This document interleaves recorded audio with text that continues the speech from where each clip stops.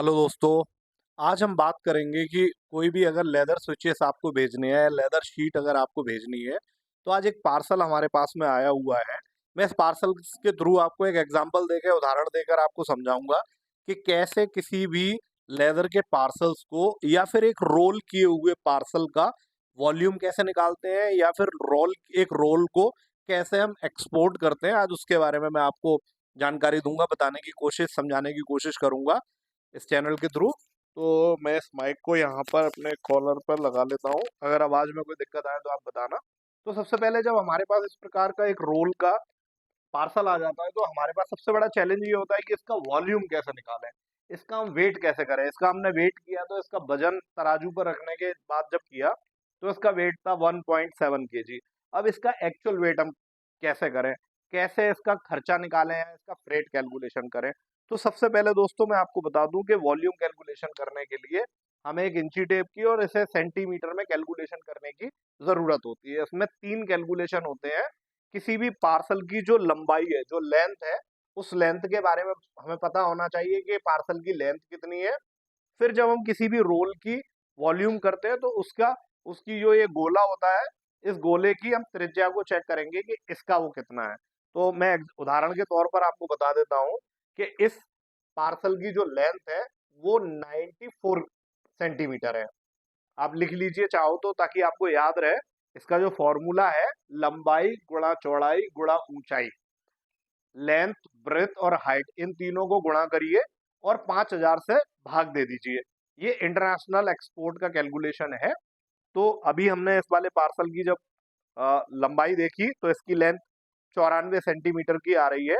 अगर हम इसकी मोटाई को भी अगर हम देखना चाहें, तो मोटाई का जो कैलकुलेशन मैं कर रहा हूं यहाँ पर, इसकी मोटाई यहाँ, इसकी हाइट को अगर मैं देखता हूं तो 8 सेंटीमीटर है। और इसकी अगर चौड़ाई को अगर मैं देखता हूं तो ये 10 सेंटीमीटर है। इसे हम एक पेपर पर नोटेड डाउन कर लेंगे। अभी हमने इसकी जो लेंथ दी वो 94 सेंटीमीटर देखी, और 9 सेंटीमीटर इसकी ब्रेथ है, और 10 सेंटीमीटर इसकी हाइट है। इसे हम तीनों संख्याओं को पहले एक दूसरे से हम गुणा कर लेंगे। 94 गुणा 9 गुणा 10। उसके बाद जो भी संख्या आएगी उस संख्या का हम 5000 से भाग कर देंगे। तो इसका वॉल्यूम, इसका कैलकुलेशन निकल कर आ जाएगा कि ये कितने वेट का। अगर आप इसका वॉल्यूम करके देखेंगे, मैं आपके सामने दिखा देता हूँ। देखिए, कैमरे में नजर आ रहा है, जूम कर कर एक बार दिखा दो ऑडियंस को। 94 गुणा 9 गुणा 10, इन तीनों का हमने गुणा कर दिया। अब इसे हम डिवाइड करेंगे 5000 से। इसका वेट आ गया दोस्तों 1.7 kg। मतलब इसका एक्चुअल वेट और वॉल्यूम वेट लगभग सेम है। तो ये पार्सल 2 kg में जाएगा, क्योंकि जब भी किसी पार्सल का वेट अगर 1.6 या 7 होता है तो वो 2 kg में जाता है। तो ये 2 kg में जाएगा। जब भी आप पार्सल को भेजो तो इसे प्रॉपर रैप कर दो। और रैप करने के बाद एक चीज का आप जरूर ध्यान रखें कि लोग क्या करते हैं कि वो इसके ऊपर एड्रेसिंग कर देते हैं। एड्रेसिंग करने के लिए इस पे 2 लिख दिया और एड्रेस लिख दिया। ये परमानेंट मार्कर है हालांकि, लेकिन ट्रांजैक्शन के बिटवीन में, जाने के इस दौरान में क्या होता है कि ट्रांजैक्शन में ये पार्सल दूसरे पार्सलों के साथ में रखा जाएगा, और उसकी रगड़, पार्सलों की रगड़ लगने से क्या है, ये हल्का हल्का मिट जाता है। और उसके बाद कुरियर कंपनीज को, फेडेक्स, डीएचएल और दूसरी कंपनीज को दिक्कत होती है कि ये एड्रेस किसका है। इस केस में आपके पार्सल के खोने के चांसेस बहुत अधिक ज्यादा बढ़ जाते हैं। तो इसके लिए आप क्या करें, एक बड़ा सिंपल फॉर्मूला, एक कंप्यूटर पे एक छोटी सी एक एड्रेस की स्लिप निकाल लें इस तरह की, और उस स्लिप को जो है इसके ऊपर पेस्ट कर दें।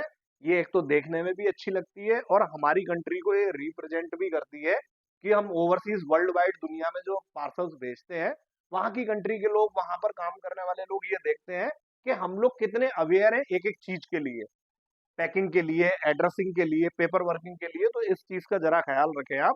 देखिए, बहुत कोई बड़ा काम नहीं है जिसके लिए आपको ज्यादा मेहनत करनी पड़े या सोचना पड़े। सिंपल एक कंप्यूटर से एड्रेस को आप कॉपी पेस्ट करके निकाल लीजिए और सेलो टेप से ऐसे पेस्ट कर लीजिए। एक तो ये देखने में खूबसूरत लगेगा।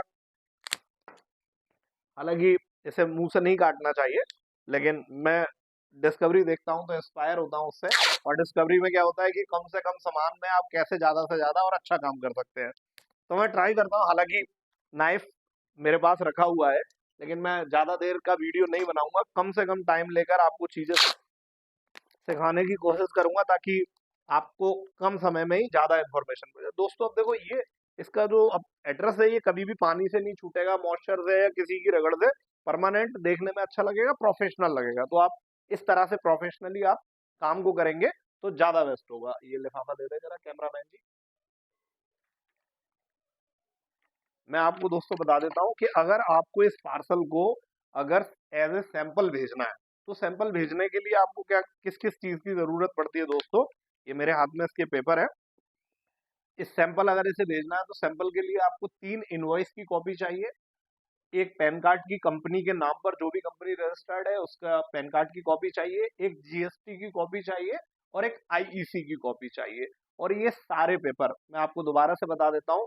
एक आईईसी की कॉपी चाहिए, इंपोर्ट एक्सपोर्ट लाइसेंस की कॉपी, दूसरा पैन कार्ड की कॉपी चाहिए, तीसरा जीएसटी की कॉपी चाहिए और 3 इनवॉइस कॉपी चाहिए। और इनके ऊपर कंपनी की स्टैंप लगी होनी चाहिए और साइन किए हुए होने चाहिए, तभी हम किसी भी पार्सल को company to company as a sample हम सेंड कर सकते हैं।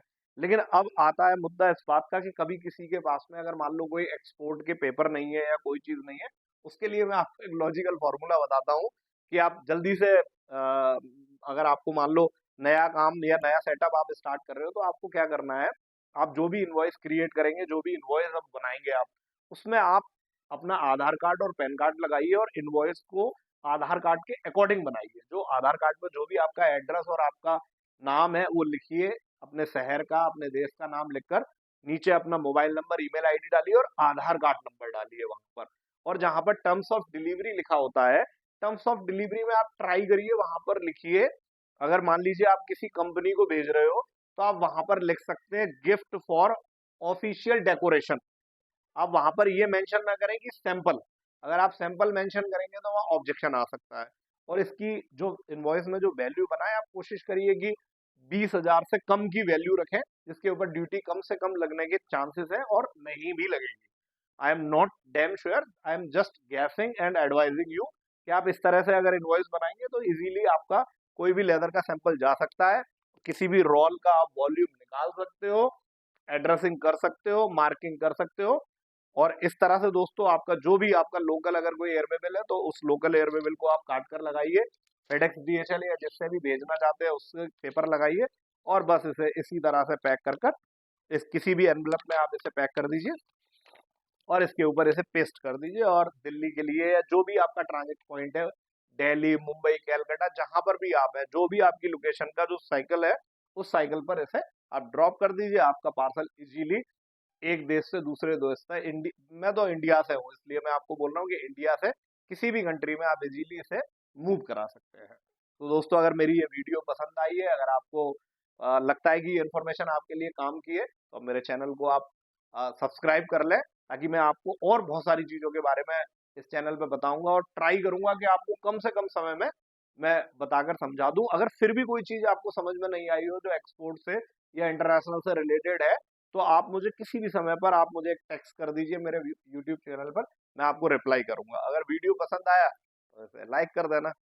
बाकी टिल जो जो भी करना चाहते हो वो करो, don't travel your mom. Thank you so much. जय हिंद, जय भारत दोस्तों।